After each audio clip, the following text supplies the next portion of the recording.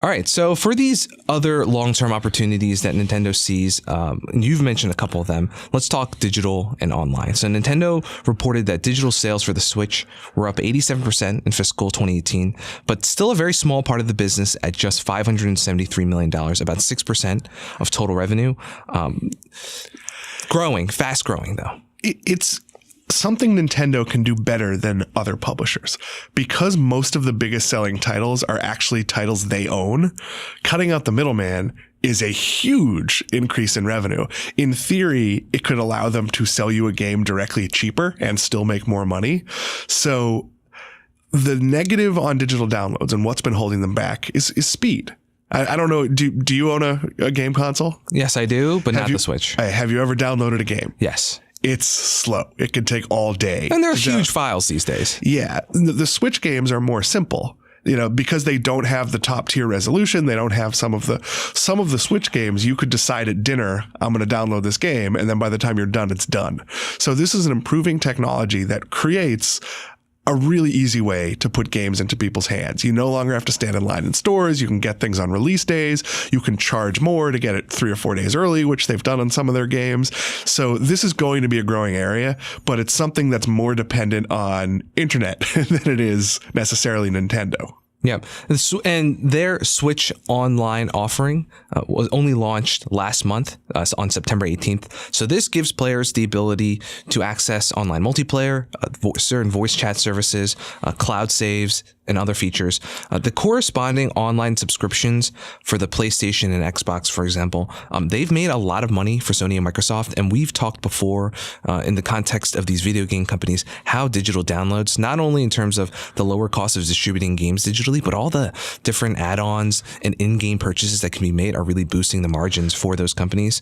The Switch Online requires a monthly or annual subscription. It's $4 a month or $20 a year. I think there's another 3-month option as well. But that's a lot cheaper than the competing services. And the I guess rationale for that has been that Nintendo's Switch Online offers less functionality than what PlayStation Xbox offers. The reason it took so long, they've always had digital downloads. Since the Switch launched, you could always buy games, but there was no multiplayer. The reason they waited is because Nintendo has to build something with family-friendly tools in place. So I can subscribe and know my child is going to be playing games in a, call it PG environment, which is certainly not the case with Sony and Microsoft. Sure. And there were delays for the Switch Online. It was actually originally slated for fall 2017, ended up being pushed a full year. But I think this shows us that as innovative as Nintendo can be with their devices, management is also has a reputation of being pretty conservative when approaching certain uncharted territory, in this case, with this kind of digital online offering. The potential for backlash for them is very huge. If I'm sure you've dealt with some of the negativity in the online, you're playing a game and there might be words you don't want your kids hearing. There might be, racism or taunting or who knows.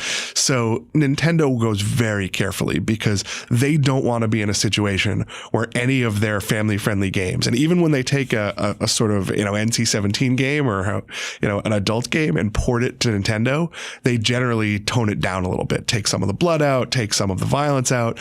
So this was just all in the traditional line of Nintendo very carefully protecting its brand. Yeah. Another feature of Switch Online is access to some of the games from the company's very long history, their storied library.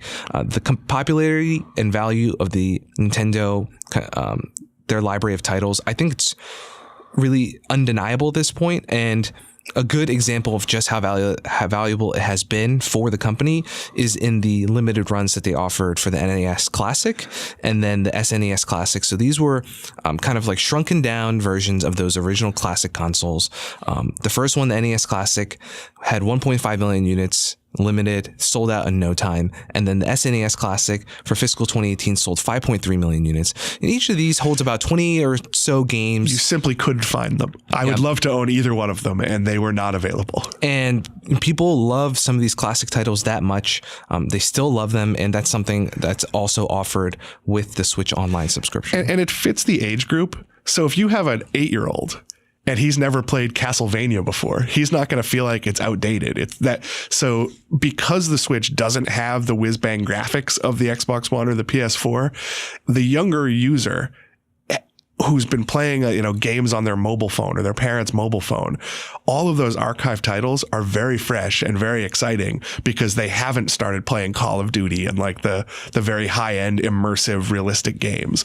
So that subscription price, I'd be shocked if they don't, achieve a pretty high penetration pretty quickly because it's almost an incidental cost at this point. Yeah.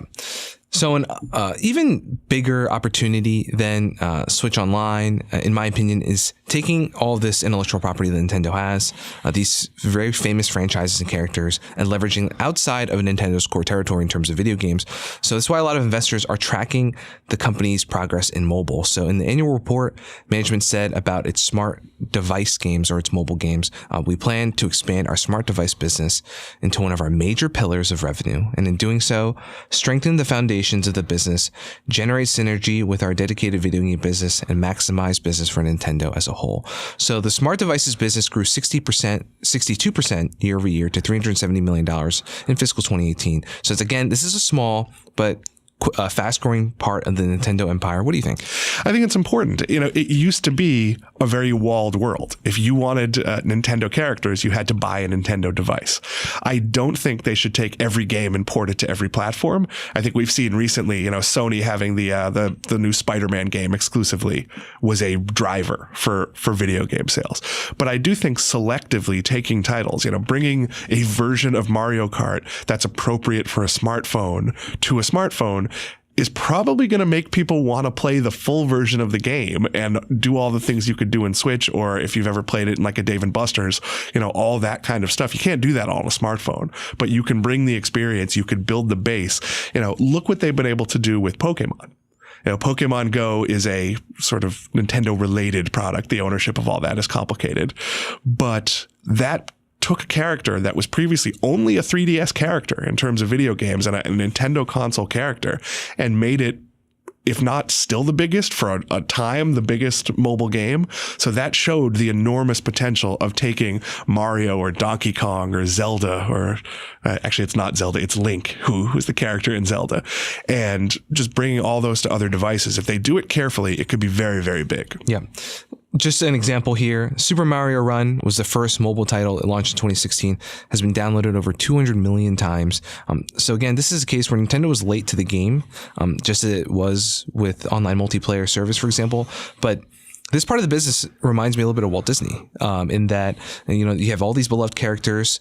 Nintendo, all the company has to do is bring them to more mediums, and in the process, they expand their fan base and their audience, which ultimately attracts more people to its core video game business. So it's a nice kind of ecosystem play if they can develop it successfully. They have the IP, and we've talked about this before. It was always a little strange that they didn't license out. And I understand when video games were, the consoles were the whole world, that you weren't going to take weren't going to take Super Mario and bring it to Xbox because maybe people wouldn't buy a Nintendo console at that point.